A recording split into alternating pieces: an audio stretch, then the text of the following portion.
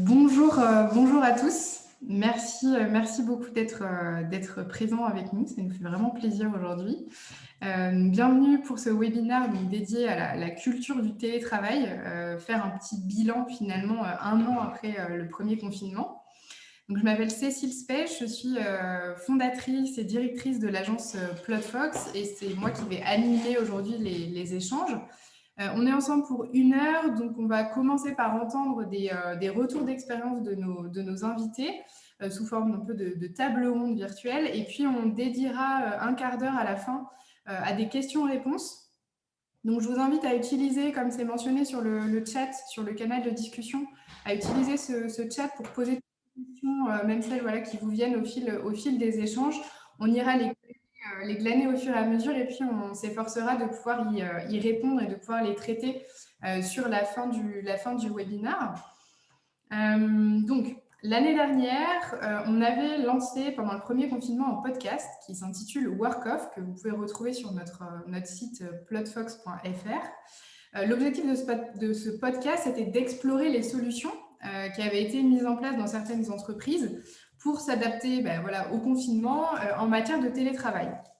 Et 1 an après, donc là depuis quelques semaines, on a décidé de convier 3 de nos invités du podcast à venir échanger et à venir faire un bilan de ce qui avait été mis en place au niveau de leurs entreprises. Je suis donc entourée aujourd'hui pour cette table ronde virtuelle d'Anne-Sophie Poupard, qui est Chief Marketing Officer chez API.video, de Hugo Perrier, qui est directeur des ressources humaines chez Cheers, et de Pierre Lucet, qui est People Operations Manager chez Itch. Voilà, donc pour celles et ceux qui n'ont pas forcément eu l'occasion d'écouter le podcast et qui ne vous connaissent pas, ce que je vous propose de faire, c'est de commencer peut-être chacun par vous présenter, nous expliquer un petit peu qui vous êtes, ce que vous faites, et puis voilà, peut-être une petite question bonus quand vous êtes en télétravail. D'où est-ce que vous travaillez de chez vous? Est-ce que vous travaillez dans votre salon, sur votre canapé, depuis votre lit, sur un bureau, dans une pièce dédiée, dans votre jardin, que sais-je? Voilà, donc si vous voulez peut-être commencer par ce petit, on va dire, tour d'écran, tous les trois, je vais donner peut-être la parole à Anne-Sophie pour commencer. Merci, bonjour à tout le monde. Je m'appelle Anne-Sophie, je travaille donc chez API.video, qui est une plateforme pour intégrer de la vidéo dans des outils, des CRM ou sur un site internet. Je m'occupe de toute la partie marketing et communication chez API.video, donc un spectre assez large, et aussi une partie de plus en plus sur la partie culture. Donc pour répondre à la question, ce ne sont pas mes plantes, malheureusement, j'ai pas la main verte, mais donc moi je suis dans mon salon, j'ai la possibilité d'avoir voilà, d'être bien équipée de mon côté pour pouvoir télétravailler dans de bonnes conditions. Voilà. Merci Anne-Sophie. Peut-être Hugo pour prendre la suite. Oui, avec plaisir. Bonjour à tous. Ravi de vous rencontrer. Du coup, je suis Hugo Perrier, le DRH de Cheers. Cheers, c'est une application et un site d'impression photo euh, pour des clients partout en Europe. Et du coup, depuis 3 ans, j'ai accompagné la croissance de Cheers. Et le télétravail a été, comme pour vous tous, un gros enjeu l'année dernière. Pour ma part, j'ai la chance de télétravailler depuis le Berry. Je suis dans la campagne, au milieu de la forêt, mais la connexion est très bonne. Mais j'ai la chance d'être ouvert pendant cette période en remote. Voilà. Merci beaucoup. Et du coup, pour terminer, Pierre. Oui, avec plaisir. Bonjour à tous également, ravi d'être présent pour ce webinaire aujourd'hui. Donc, je suis Pierre Lucet et je ne suis plus People Operations Lead chez Itch. Je suis maintenant Head of People. J'ai simplement oublié de mettre à jour mon intitulé sur LinkedIn, des choses qui arrivent. Du coup, je récupère l'intégralité des scopes People d'une startup scale-up, du recrutement, onboarding, gestion des talents, toute la partie admin, ainsi que l'aspect engagement et culture dans la boîte qui est très important avec le télétravail qu'on a connu l'année dernière et encore maintenant. Et j'ai la chance, enfin, je ne sais pas si c'est une chance, de télétravailler depuis Paris, depuis mon salon sur une petite table qui fait office de bureau, mais qui est somme toute assez agréable. Merci beaucoup. Merci à tous les trois. On a vraiment hâte d'écouter du coup vos retours d'expérience et de pouvoir croiser les points de vue, parce que c'était vraiment l'objectif en faisant ce webinaire, c'est de sortir du côté témoignage voilà, unique, mais de pouvoir croiser un petit peu les vécus et les pratiques sur le télétravail. Pour commencer, ma première question, elle va être assez simple, c'est comment ça va? Comment est-ce que vous vivez ce troisième confinement? Ça va. Ça va.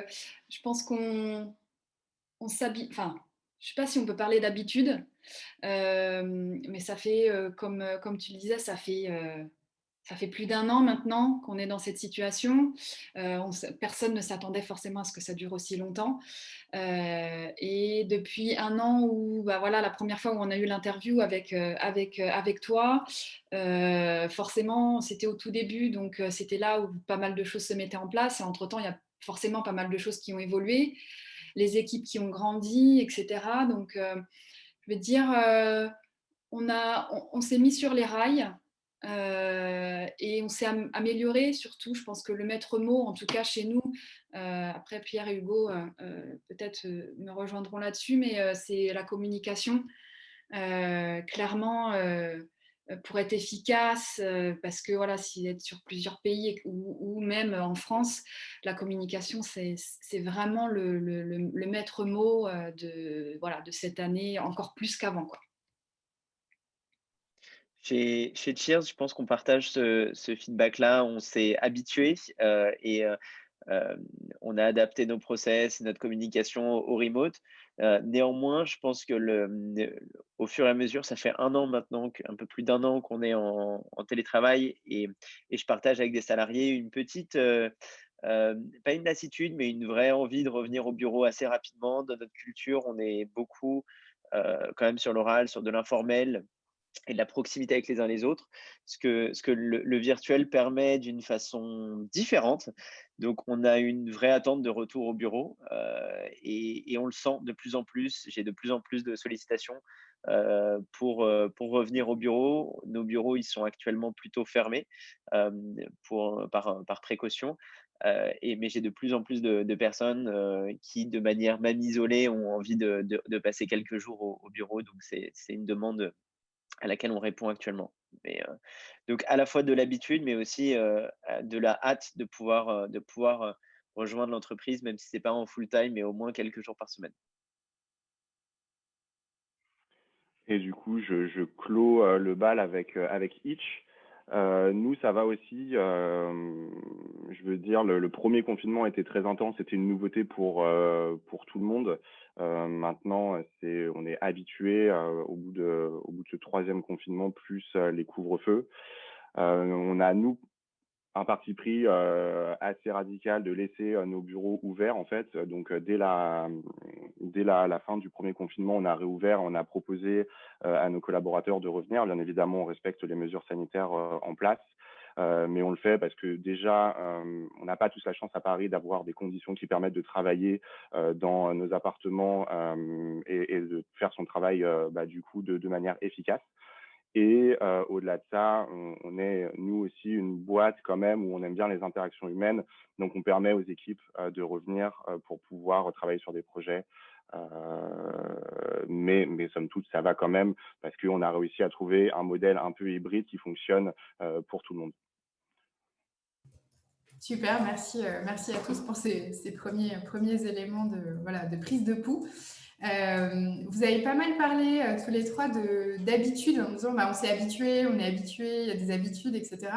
Donc j'avais peut-être une question là-dessus. Quelles habitudes justement par rapport au télétravail vous avez maintenues? Est-ce qu'il y a des choses qui ont évolué, que vous avez abandonnées au fil de l'eau par rapport à ce que vous avez mis en place initialement il y a un an lors du premier confinement et que vous aviez pu évoquer notamment dans le podcast?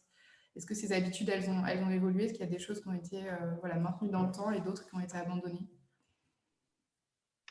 Je peux ouvrir le bal pour Cheers. Nous, on a virtualisé pas mal de nos process. On avait des rituels qui étaient au bureau, la réunion du lundi matin qu'on appelle le Monday Kickstarter, qu'on a transformé en visio, aussi des apéros au bureau le jeudi qui sont devenus des apéros virtuels aussi.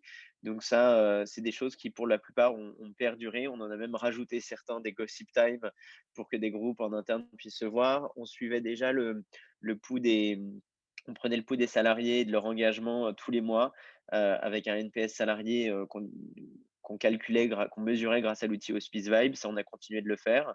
Ce qu'on a plus développé depuis mars 2020, c'est la documentation. On a vraiment développé la partie asynchrone, notre culture asynchrone, de plus passer par des comptes rendus, de pouvoir suivre les choses à l'écrit si on n'a pas participé à une réunion, si on n'a pas été là un certain jour. Et c'est vraiment quelque chose qu'on souhaite garder et pouvoir aussi gagner en flexibilité.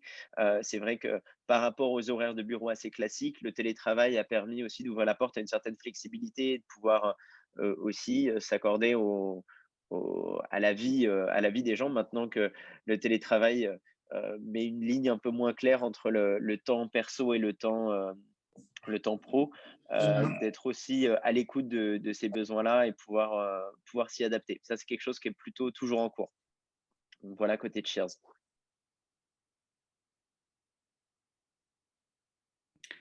Je peux enchaîner du coup si tu veux, Pierre. Du coup, de notre côté, il y a alors des changements.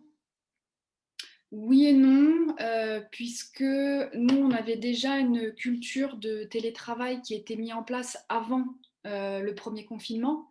On avait commencé en fin d'année précédente, donc 2019. Donc tout ce qui était déjà équipement, un peu le process, on avait un petit peu commencé une charte, etc. de voilà, l'organisation, comment on communique, comment il faut faire, etc. On s'était déjà un petit peu mis en place. Ça s'est intensifié forcément, surtout qu'en 2020, je dirais même plus en début de 2021, donc cette année, on n'a pas doublé, mais l'équipe a énormément grossi. Donc, voilà, on arrive sur des problématiques, c'est pas vraiment le mot, mais voilà, d'onboarding de nouvelles personnes, des personnes aussi qui sont dans des pays étrangers.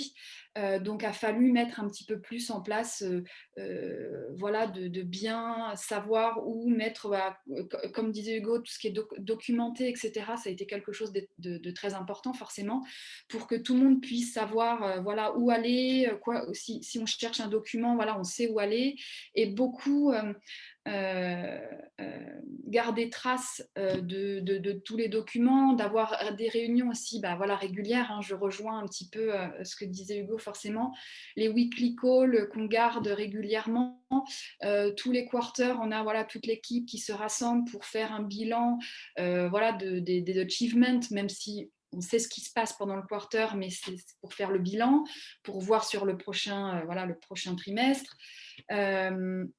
Donc, ouais, et puis instaurer, on a gardé vraiment toute cette communication puisque le fait de ne pas être les uns à côté des autres, donc de se tourner, de dire au fait j'ai une question, forcément il faut qu'on soit un peu plus rigoureux sur les questions qu'on pose sur Slack, etc. Parce que ça peut vite déborder, surtout quand l'équipe est grossie vite. Quand il y a 6-7 personnes qui arrivent en 1 ou 2 mois, pour une petite structure comme la nôtre, ça peut aller très vite. Donc, on a réorganisé aussi nos équipes pour être plus efficaces. Donc, on a fait une restructuration des équipes et on a managé ça de manière différente. Et voilà, pour le moment, ça fonctionne très bien de cette manière. Merci. Et pour Itch, on a eu la chance, en tout cas, de connaître le télétravail bien avant le confinement de l'année dernière. Je l'expliquais dans le podcast Work Off de l'année dernière. Du coup, on était quand même très équipés au niveau des outils, au niveau un peu des méthodologies et même de la culture du travail. Donc, on n'a pas forcément changé nos façons de faire. On a gardé nos meetings. Nos meetings étaient déjà à moitié en présentiel et à moitié à distance pour les équipes, pour que tout le monde puisse participer. Donc, on n'a pas eu trop de problèmes à ce niveau-là. Nous, le gros problème qui s'est posé, c'est plutôt le sujet de l'engagement et de la culture, est-ce que j'appartiens à une boîte et comment on maximise un peu ce sentiment d'appartenance à la boîte, parce que c'est assez difficile quand même de créer ça à distance quand des personnes sont dans leur salon, etc. Donc, on a beaucoup lancé de choses au niveau de l'engagement, des sujets un peu online events. On a bêta-testé, on a appris, on a un peu échoué aussi sur certaines choses, mais c'est comme ça qu'on apprend. Et en fait, ça a été vraiment, nous, notre enjeu sur la seconde moitié de 2020. Et on a trouvé maintenant une bonne méthode de fonctionnement qui consiste simplement à essayer d'organiser tous les mois ou même toutes les 2 semaines des activités où toutes les personnes de la boîte sont conviées pour participer, soit à des jeux. On laisse en fait toute la partie plutôt bonding, donc les gens font des cafés ou des apéros ensemble. On les laisse gérer eux-mêmes, parce qu'en fait, on s'est vite rendu compte que si c'est nous, HR, qui gérons ça, il y a un manque en fait il y a simplement un manque d'engagement des personnes. On essaie de pousser des choses, ça marche pas. Donc, on laisse vraiment les managers et les équipes gérer comme ils veulent et sur les outils qu'ils veulent leur temps un peu informel d'équipe. Nous, vraiment, People Team, on gère vraiment les grands moments, les grands temps de toute la boîte pour créer un engagement et une certaine culture de boîte. Je rentrerai peut-être plus dans le détail tout à l'heure s'il faut ou s'il y a des questions, il n'y a pas de souci. Merci beaucoup. En effet, on aura l'occasion de revenir sur ce sujet de l'engagement parce que je pense que là, justement, 1 an plus tard, on est vraiment au cœur de ces problématiques-là. On n'est plus vraiment potentiellement dans la mise en place d'outils et de fonctionnement de base du télétravail, mais on est vraiment sur ces questions-là d'engagement, de cohésion. Donc, on y reviendra. Merci beaucoup, en tout cas, pour tous ces éléments. Peut-être j'avais une question sur, là on parle au jour le jour de ce qui est mis en place, des outils, des temps informels, etc. Peut-être si on prend la plus big picture et qu'on réfléchit à des moments forts, Anne-Sophie parlait d'une restructuration d'équipe, par exemple, qui est quand même un moment fort dans la vie de l'entreprise. Je crois que Hugo, dans le podcast, parlait de cette campagne TV 100% tournée en confinement, qui était quand même assez particulière, un moment fort aussi pour l'équipe. Est-ce que vous avez d'autres peut-être moments forts liés au télétravail que vous souhaitiez partager sur cette dernière année? Moi, je pourrais témoigner de la partie de notre saison de Noël. Chez Cheers, Noël, c'est toujours un moment très important puisqu'on est un produit cadeau souvent. Donc, les personnes s'offrent beaucoup d'albums photos, de photos souvenirs en fin d'année. Et chez Cheers, du coup, c'est un moment d'activité très fort et c'est aussi un moment où on se retrouve beaucoup. Et ce qui a été assez beau, c'est qu'il y a beaucoup de salariés qui volontairement, alors que c'était pas forcément simple, certains étaient confinés à certains endroits au mois de décembre, ont voulu venir aider à l'usine, à notre Cheers Factory et bien sûr en respectant tous les gestes barrières et toutes les précautions sanitaires, ont pu venir aider à préparer et expédier nos produits pendant cette période-là. C'était plus difficile de trouver des intérimaires, plus difficile de trouver de l'aide. Dans des entreprises, notamment qui faisaient du e-commerce à ce moment-là. Et il y a eu un vrai mouvement de solidarité de nos équipes, de vouloir être sur le terrain, de vouloir être avec les équipes de la factory qui, elles, pour le coup, n'ont pas pu faire de télétravail en grande majorité l'année dernière. Donc, c'était un très beau moment que on a plein de salariés qui se sont portés volontaires. Et cette période-là, c'est aussi notre période, comme dans beaucoup d'entreprises, de la fête de Noël. On a qui a un rituel très fort. À chaque fois, on fait des thématiques. On adore ça chez Cheers d'aller assez loin dans nos fêtes de Noël. Et bien sûr, on a dû le faire en remote. Donc, on a repris le concept des dîners un peu tournants pour essayer de faire des groupes et des thématiques. Et bien sûr, on a fait expédier une box avec plein de petits apéros, de champagne non alcoolisé, bien sûr, hein. Et ce genre de petites attentions pour que tout le monde ait l'esprit de célébration, même si on sait que derrière l'écran, c'est jamais la même chose que dans un endroit tous ensemble. Mais voilà, essayer de recréer l'esprit de Noël, ça a été vraiment un crash test assez fort pour nous. Et en tout cas, tout le monde en est sorti assez heureux et assez satisfait malgré les circonstances. Super, bravo. Pierre, Anne-Sophie, est-ce qu'il y a des moments forts un peu comme ça de cette dernière année par rapport au télétravail qui vous ont marqué? Ouais, tout à fait. On a eu un gros travail et d'ailleurs, Cécile, tu es au courant sur la partie valeur. Parce que en fait, une boîte évolue, une boîte change, la culture change, les valeurs changent. Et d'autant plus, on va dire, avec un électrochoc de 2020 et d'une crise sanitaire mondiale.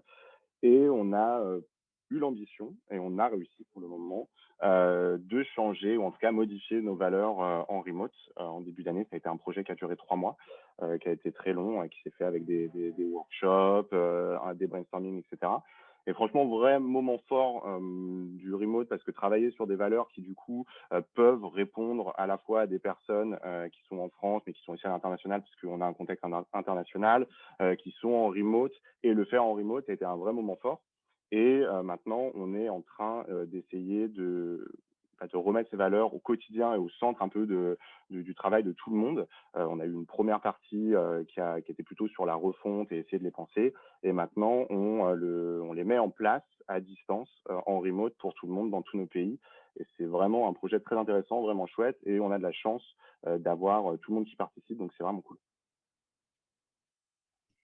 De notre côté, on a, je le mentionnais un petit peu tout à l'heure, en plus d'avoir cette particularité, si je peux dire ça, du télétravail pour tout le monde, on a eu beaucoup de monde qui sont arrivés d'un coup et de pays étrangers avec des time zones, des grosses différences dans time zone qui sont au début pas évidentes parce que quand on a des collaborateurs qui sont dans l'Union européenne, bon, à part 1 heure de décalage, ça ne change pas grand-chose.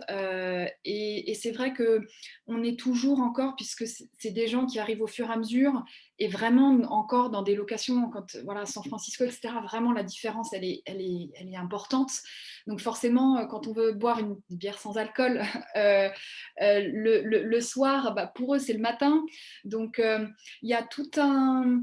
Je pense qu'il y a encore malgré tout ce qu'on a fait, j'en retiens aussi qu'il y a toujours encore beaucoup de choses à faire, surtout dans cette partie-là. Nous, ce qui a été vraiment très important, c'est toute la partie culturelle, etc. Parce qu'on, comme je disais, donc, il y a des gens qui sont partout, mais qui ont aussi des cultures très différentes. Donc, on a intégré quelqu'un qui est à Paris, mais qui vient de Chine. On a une autre personne qui est à Paris aussi, mais qui vient d'Australie, une autre personne qui est en Californie. Voilà, donc c'était vraiment le point important, ça a été toute la restructuration, comme je l'ai mentionné tout à l'heure.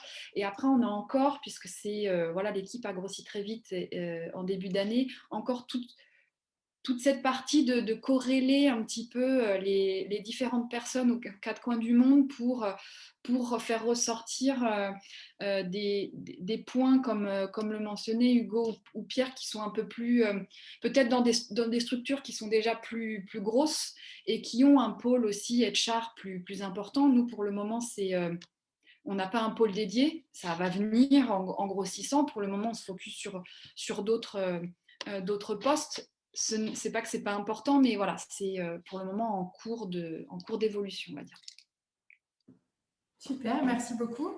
Donc pour rentrer un petit peu plus dans le détail, je vous propose d'aborder un petit peu des sujets liés au télétravail et à vos fonctions RH, parce qu'on sait que les RH ont été vraiment en première ligne dans les entreprises sur l'adaptation et la gestion de ces confinements et du télétravail. Donc déjà, peut-être première question, on sait que les métiers RH, c'est quand même des métiers de l'humain. Donc à la base, c'est des métiers de contact, c'est des métiers de proximité.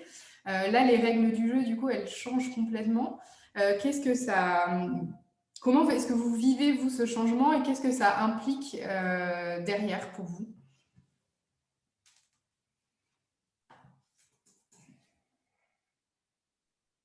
Je veux bien commencer.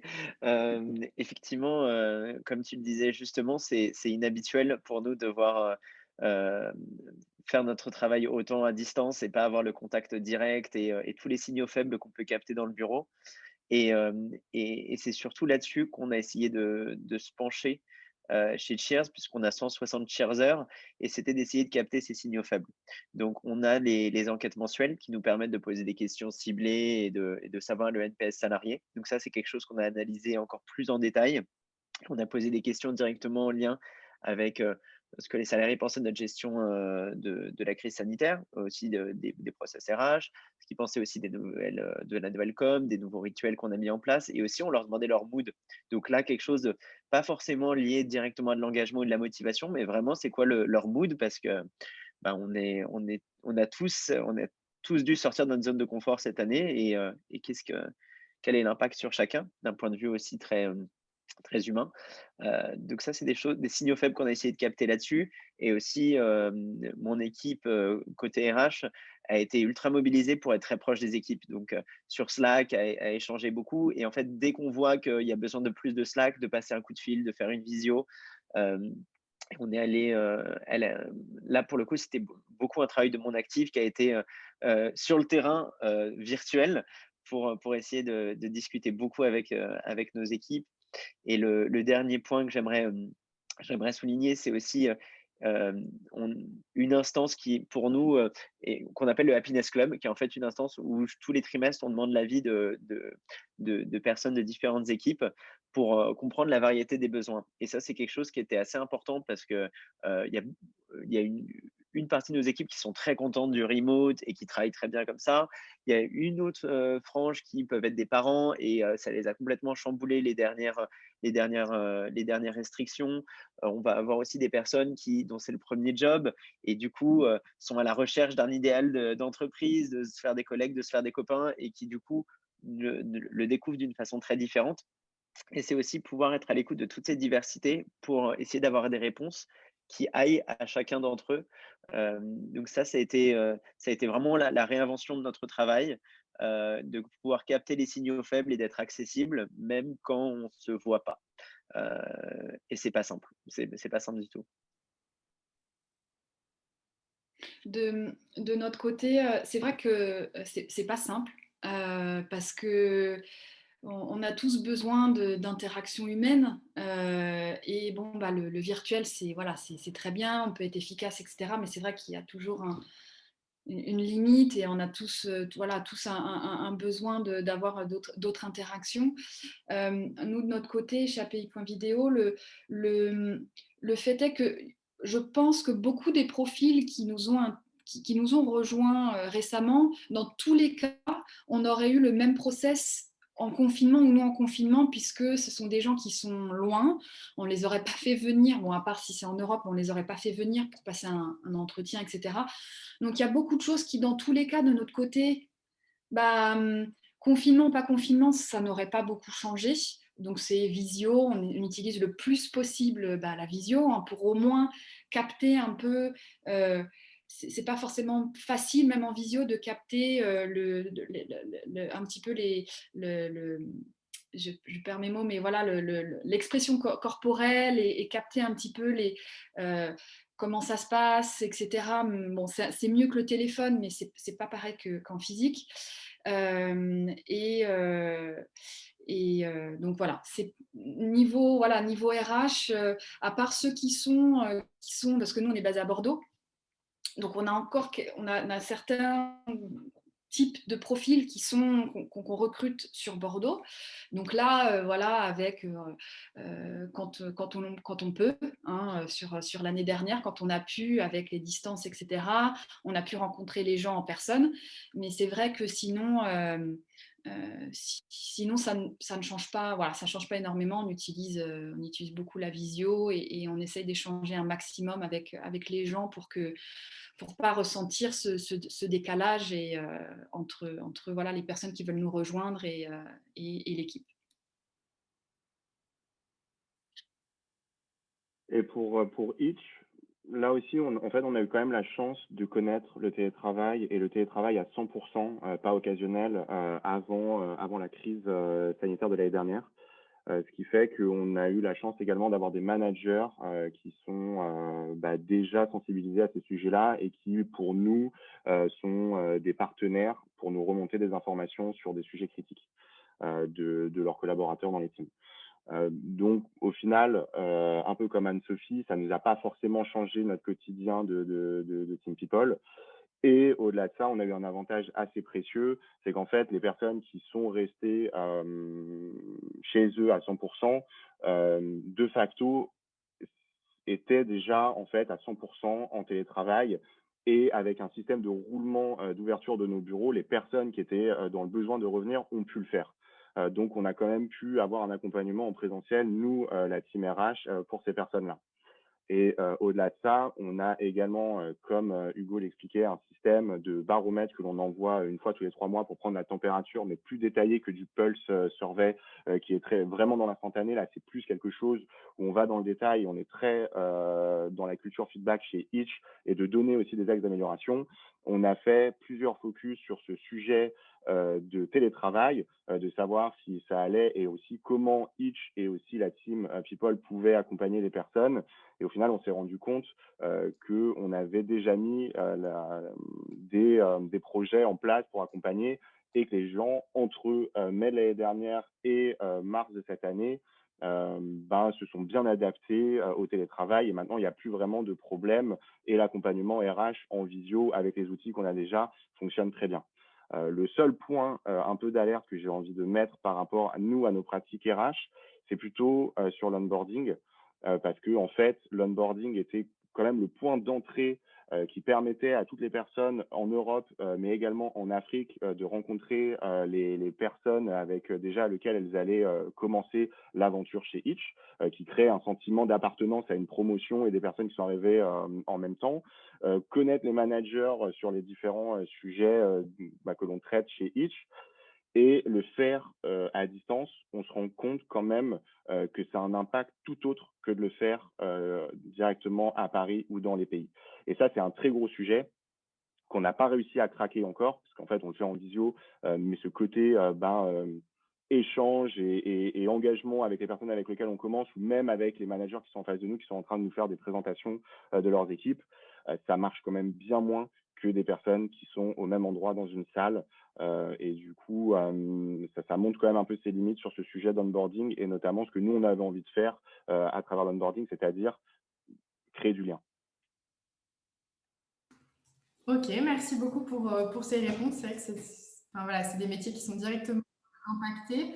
En termes justement de process RH, et on parlait d'onboarding et de recrutement, est-ce que le télétravail a été finalement intégré au fonctionnement normal de l'entreprise et peut-être gravé dans le marbre pour la suite? On avait évoqué l'année dernière, dans le cadre du podcast, les différentes solutions. Je crois que Hugo, vous aviez mis en place chez Cheers une charte pour le télétravail pour que ce soit un petit peu plus flexible que finalement de l'insérer directement dans un contrat de travail. Pierre, tu parlais aussi, je crois, du côté flexible, de se dire on n'a pas de modalité vraiment gravée dans le marbre sur je suis en 100% télétravail ou pas, je suis tel jour, tel jour. Donc voilà, comment ça fonctionne? Est-ce que vous avez mis en place des choses qui sont sur la durée?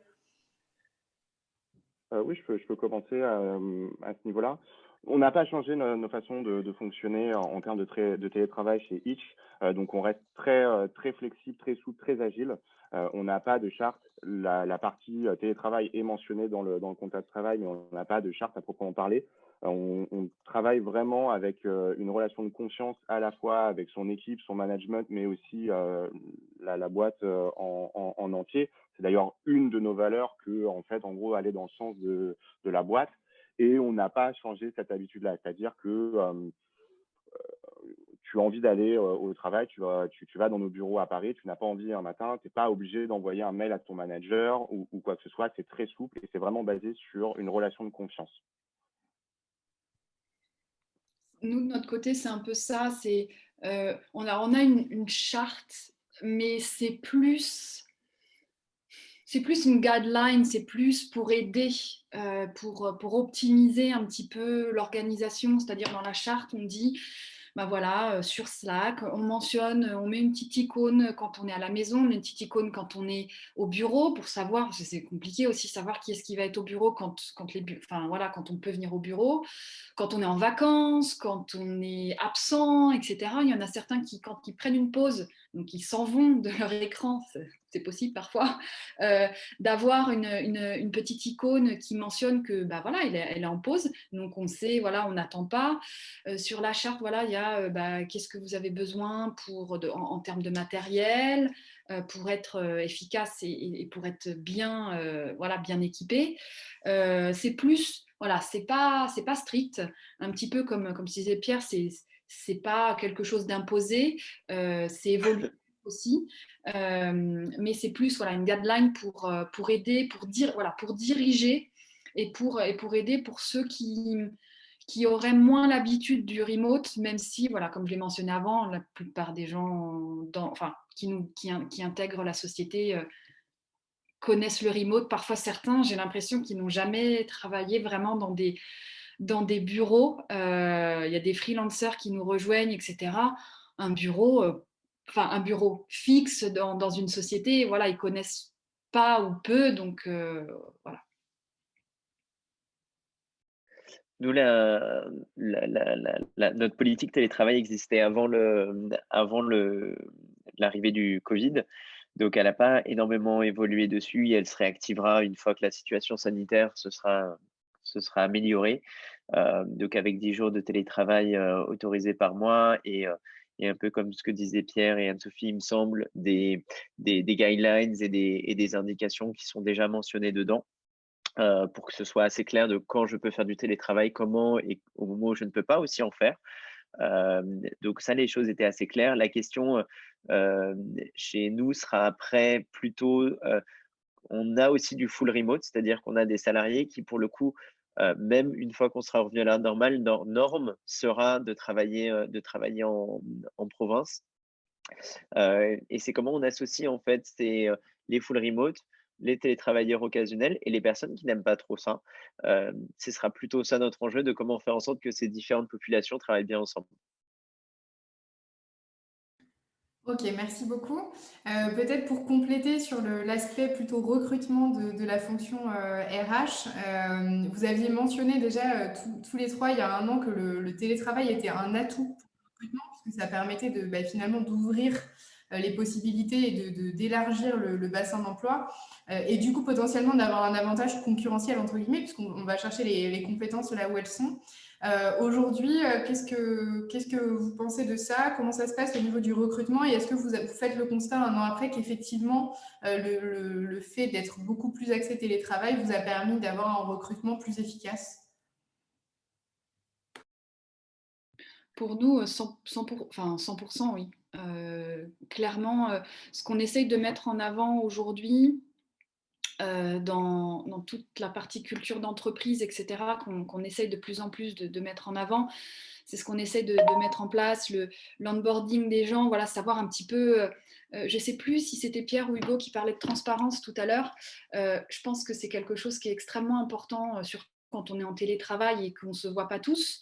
La partie, voilà, d'être transparent et honnête, voilà, si je peux dire ça comme ça, va être très important, donc de véhiculer vraiment les valeurs et la culture de l'entreprise pour pouvoir attirer des gens, en fait. On ne va pas cibler, voilà, on est à Bordeaux, donc on veut que des Bordelais parce qu'ils vont pouvoir venir au bureau. Maintenant, on s'est adapté, ils sont un peu partout. On cherche plus un talent, quelqu'un qui va bien fitter avec notre culture, parce qu'il y a des gens, voilà, qui le remote, le télétravail, la manière dont on aborde les choses en interne, ça ne convient pas à tout le monde et on le conçoit totalement. Donc du coup, ça permet d'ouvrir les portes à qui veut, qui est intéressé par notre culture, par notre mission, notre ambition, nos objectifs, et qui a, voilà, les capacités, la motivation pour nous rejoindre. Donc clairement, ça a ouvert, même avant, hein, puisqu'on était ouvert au remote, et là, je pense encore plus. Et une fois qu'on sera revenu à un mode classique, on ne changera pas parce que ça fonctionne comme ça. On a des gens, voilà, il y a quelqu'un qui est en Italie, ben voilà, il viendra certainement, enfin on espère qu'il viendra quand même de temps en temps pour garder un lien et pour même si on peut faire des choses virtuelles, voilà, ça ne remplace pas. Donc Clairement, oui, de notre côté, ça a ouvert la porte à un plus grand panel, je dirais, de talents. Chez Cheers, ça nous a, je dirais que ça a eu un impact côté marque employeur sur le process 100% à distance, puisque du coup, nous, pendant toute la période, toute l'année dernière, on a fait des entretiens que à distance. Et je pense que les candidats ont beaucoup apprécié le fait que qu'on ne force pas l'entretien physique. C'est vrai que parfois c'est le cas. Il y a certaines entreprises qui, pour certaines raisons, des raisons culturelles souvent, préfèrent des entretiens physiques. Nous, c'est quelque chose qu'on n'a pas voulu parce qu'on ne voulait pas se bloquer des candidats et aussi on jugeait qu'on pouvait très bien les évaluer à distance. Et, heu et un autre avantage que ça a eu, c'est de pouvoir gagner en vélocité. On a eu moins le souci des agendas, de faire venir des gens. Ça fait qu'on a gagné énormément en vélocité sur nos process de recrutement et on a pu être encore plus efficace même qu'avant. C'est le feedback de mon équipe, côté recrutement qu'on avait pu gagner, en vitesse et sur notre time to hire. Ça nous a aussi, poussé à communiquer encore plus sur les réseaux sociaux, notamment LinkedIn, qui est notre réseau, social de prédilection pour tout ce qui est marque employeur et étant donné que les gens ne pouvaient plus venir au bureau et que nous-mêmes on n'y était pas, c'était très important pour nous de dire un petit peu tout ce qui se passait chez Cheers. C'est quoi les insights, c'est quoi les nouveaux projets, les nouveaux produits, des histoires, de Cheersers en interne et on a beaucoup capitalisé là-dessus. Et la dernière étape pour nous de la marque employeur, c'était aussi l'intégration. C'était un vrai challenge de dire d'intégrer quand on a une culture de bureau, de tribu et les intégrer à distance, c'est assez complexe. Donc là, on a essayé de multiplier les occasions de discuter avec eux. Notre culture manager faisait des culture calls avant que les nouveaux arrivent. Donc la semaine d'avant, la semaine qui est un peu stressante, on se dit: «Bon, la semaine prochaine, c'est ma première semaine, mais en plus, je vais même pas pouvoir avoir de contact avec des gens au bureau». Elle fait un culture call pour leur raconter un peu c'est quoi la vie de bureau, c'est quoi les rituels qui sont mis en place et limite à commencer à les inscrire à certains happy hour ou certains cafés virtuels pour pouvoir les mettre à l'aise dès le début.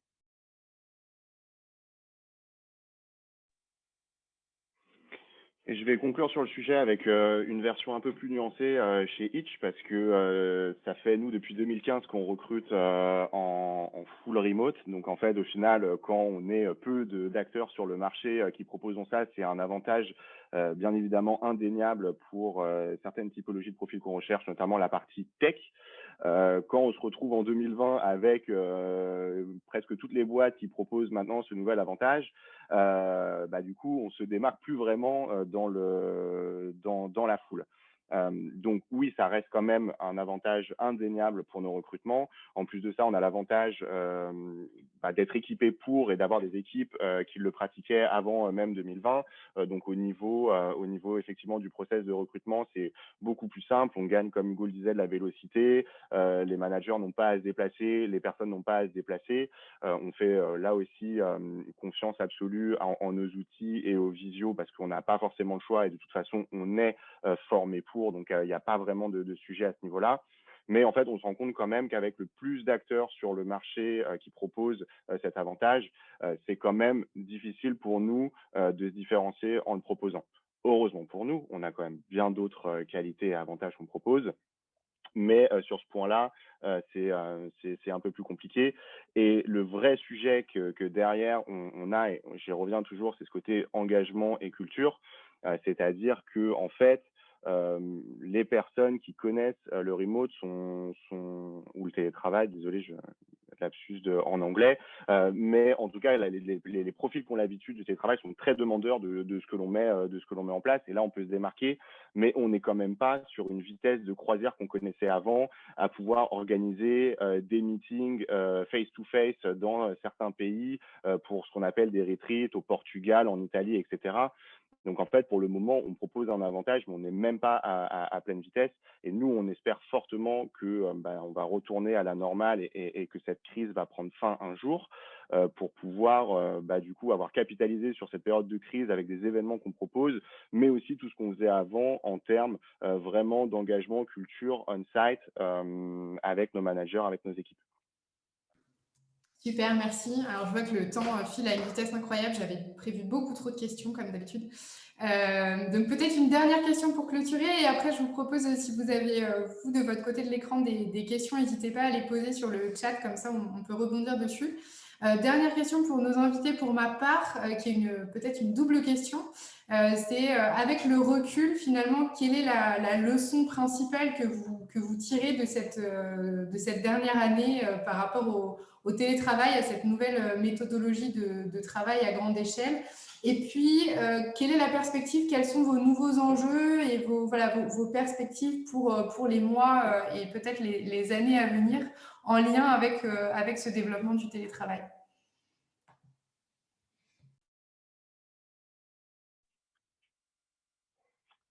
Je vais me lancer du coup pour répondre pour Itch. Là encore, pas vraiment de surprise. Comme on était très habitué, c'est un avantage indéniable qu'on avait. Donc, je le répète encore une fois, mais ça n'a pas forcément changé plus que ça nos façons de faire. On a quand même réussi à capitaliser sur certaines équipes qui, du coup, sont passées en full télétravail. Et on est très content là-dessus. Pareil, au niveau de l'utilisation des outils et nos façons de penser, de fonctionner, ça nous a quand même énormément aidé. Donc on est quand même content d'être passé par quand même par une période très difficile et très lourde pour nous. Et après, les vrais enjeux que l'on va avoir en termes de RH pour les prochaines années, parce que je ne pense pas qu'on puisse revenir à un système comme c'était le cas avant, d'ici 2021, 2022, voire 2023. Donc, il va falloir composer avec le télétravail de plus en plus.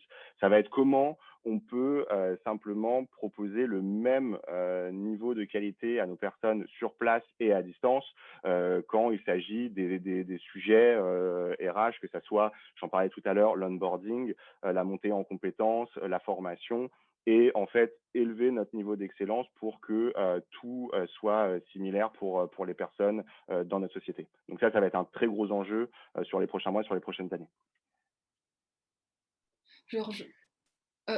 Excuse-moi, vas-y Hugo. Non, je t'en prie Anne-Sophie, je t'en prie. Je rejoins un petit peu Pierre dans le sens où pour le futur, ça va vraiment, parce qu'on l'a un peu tous évoqué, c'est que on s'est adapté, mais il y a encore beaucoup de choses à faire parce que le virtuel ne remplacera pas l'humain. Donc c'est vraiment trouver un compromis. Je parlerai plus de compromis parce que ça ne remplace pas. Un compromis et encore améliorer toute cette partie onboarding, cette partie intégration et faire, oui, comme on l'avait évoqué, faire partie d'une équipe malgré la distance, malgré les plages horaires, malgré les contraintes pro-perso, malgré voilà, tout ce qui peut se passer dans une vie pro ou personnelle.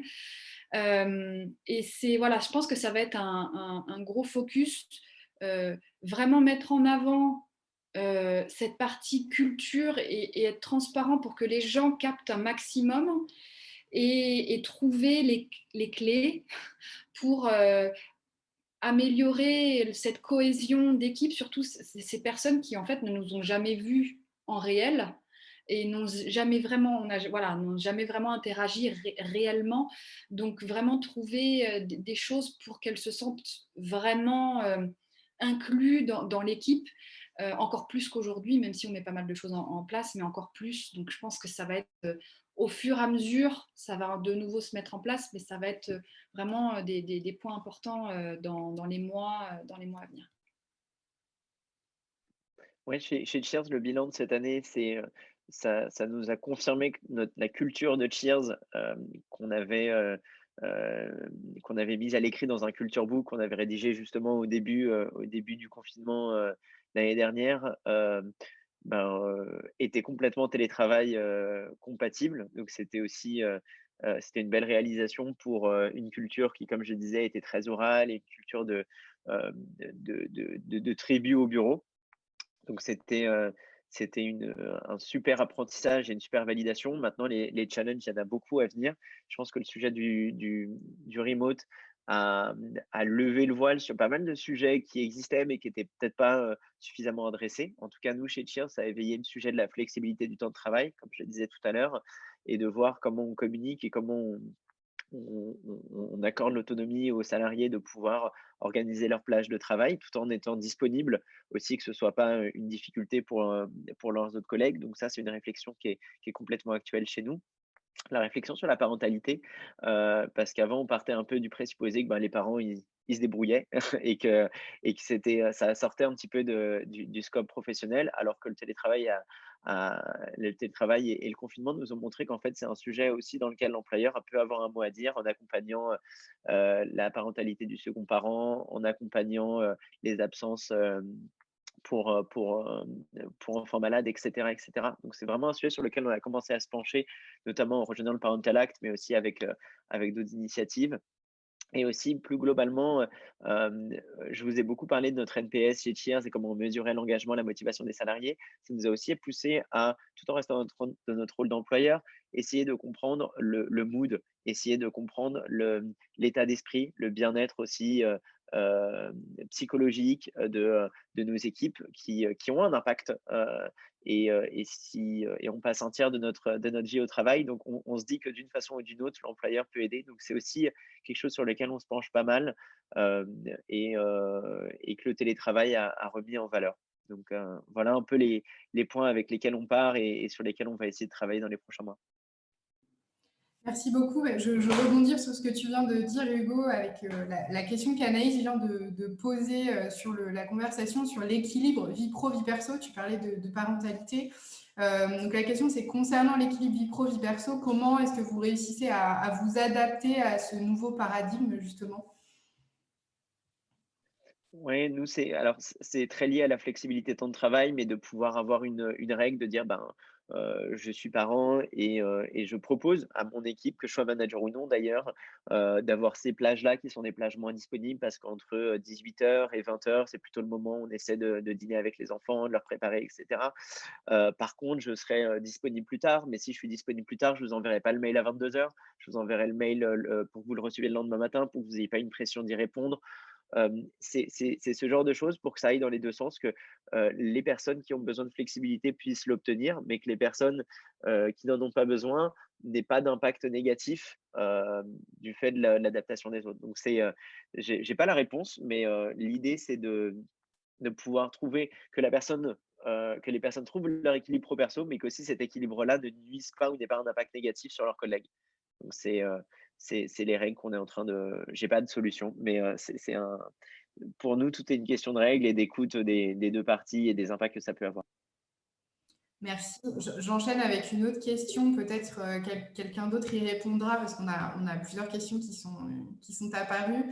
Sur l'expérience collaborateur, est-ce que vous avez dû accélérer sur vos processus de digitalisation des process RH?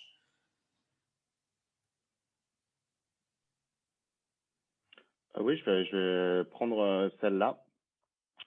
Oui, on a dû.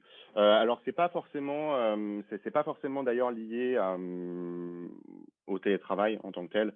C'est plutôt lié à une pratique, nous, people, et en fait une volonté aussi de nous améliorer sur ce qu'on fait et devenir vraiment des business partners pour nos managers. Donc oui, on est en plein dedans pour la digitalisation de nos process sur tout le scope RH. Et en fait, paradoxalement, c'est plutôt l'inverse, c'est plutôt la crise et le télétravail de l'année dernière qui a freiné cette digitalisation. Dans les faits, normalement, ça fait déjà presque 1 an qu'on aurait dû lancer le sujet, mais là, on n'a plus de temps à perdre. Donc, dès le mois de juin, ça sera le cas et on le fera. Ok, merci beaucoup. La question suivante est plutôt sur justement l'après, entre guillemets, et un potentiel retour à la normale. Comment on arrive à faire ce système hybride entre bureau et télétravail avec des jours fixes, des jours variables? Qu'est-ce que vous pensez en fait conseiller et proposer à vos équipes? Et quel sera finalement l'impact sur la cohésion et l'innovation en équipe? Nous, c'était un petit peu déjà le cas avant, et c'est vrai que avant le premier confinement, donc on avait déjà lancé le télétravail en disant, sans mettre vraiment un nombre de jours particulier, sans en imposer.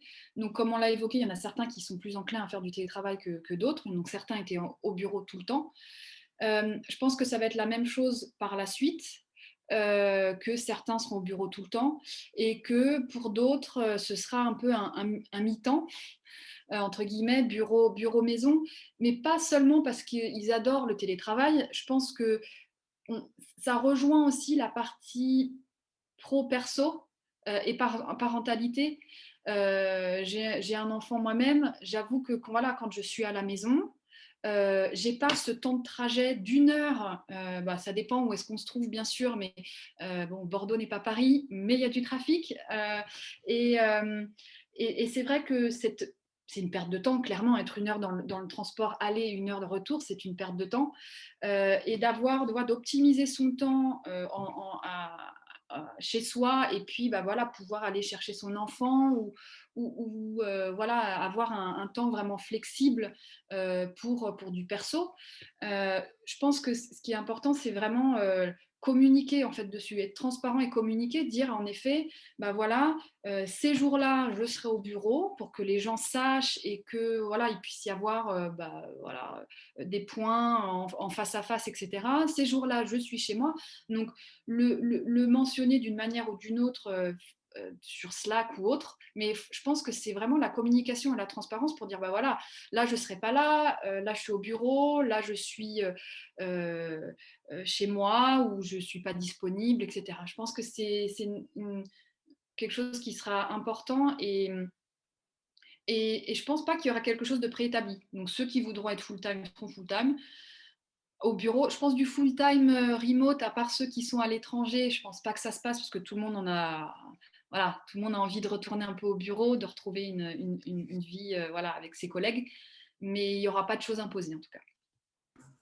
Merci. Et je déborde de quelques minutes juste pour traiter la dernière question qui a été posée, qui est très intéressante. Quid des décrochages et des baisses de motivation, voire des conflits? Comment est-ce qu'on gère tout ça en remote?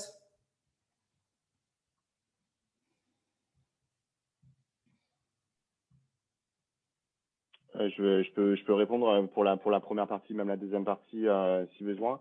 En fait, nous, au niveau de la baisse de motivation et des décrochages, on a eu le cas oui et non, mais en fait, on a la chance, comme j'expliquais tout à l'heure dans le webinar, d'avoir quand même des managers qui sont top et qui sont sensibilisés sur ces sujets. Donc en fait, en gros, sur les baisses de motivation et les décrochages, nous, on a soit d'un côté des remontées d'informations des managers pour que nous, People Team, on prenne la main sur ces sujets-là, appuyés par les managers et les membres du comité de direction si besoin, pour établir un plan d'action de comment, qu'est-ce que l'on peut mettre en place pour changer du coup cette tendance. Ou sinon, à l'inverse, un peu comme Hugo le mentionnait avec son NPS, on a la même chose pendant le baromètre, où là, de façon anonyme ou pas, on a des remontées d'informations des collaborateurs eux-mêmes sur des sujets, que ce soit baisse de motivation, décrochage ou simplement le fait que le télétravail ne convient plus à leur façon de fonctionner. Et là, c'est plutôt à nous, Team People, d'aller voir les managers, d'aller voir la personne et de trouver des solutions pour remédier à ça si possible. Et après, sur la gestion de conflits, comment on gère en remote, c'est une bonne question. On a déjà eu le cas, on a des outils pour pouvoir le faire et on l'a fait. Ça s'est passé dans les faits, un peu comme si ça avait été dans nos bureaux, simplement à distance. Et là, pareil, au niveau du process, nous, Team People, Management et Comité de direction si besoin, on intervient dans toutes les phases du process si nécessaire, à valider avec les personnes pour avoir un rôle de médiateur ou autre, de solutionnaire. Merci beaucoup. Est-ce que quelqu'un d'autre voulait ajouter quelque chose avant qu'on clôture? Ok. Du coup, je vous remercie vraiment déjà tous les trois, Anne-Sophie, Hugo, Pierre, d'avoir accepté de vous prêter à l'exercice de la table ronde virtuelle, qui n'est pas forcément toujours le plus sympa, mais j'espère qu'on aura l'occasion dans les mois et les années qui viennent de pouvoir faire de ce type d'événement en réel. En tout cas, merci beaucoup pour tous vos insights, merci pour votre enthousiasme et votre participation aussi à tous pour les questions très intéressantes qui ont été posées. Il y aura un replay du coup qui sera disponible sur notre site. Donc merci à tous, prenez bien soin de vous et puis à bientôt. Merci beaucoup. Merci. Merci beaucoup. Bonne journée à tous.